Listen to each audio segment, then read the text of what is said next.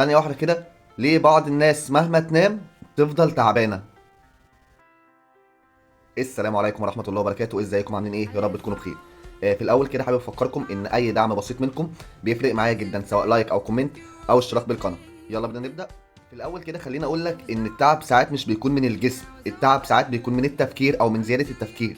وفي دراسه اتعملت في جامعه ستانفورد قالت ان الضغط النفسي المستمر بيستهلك طاقه كبيره جدا من الجسم والعقل. وعشان كده في ناس بتصحى من النوم ولكن عقلها اصلا متعب من التفكير والضغط، وعشان كده ساعات تحس ان يوم واحد راحه مش كفايه لراحتك.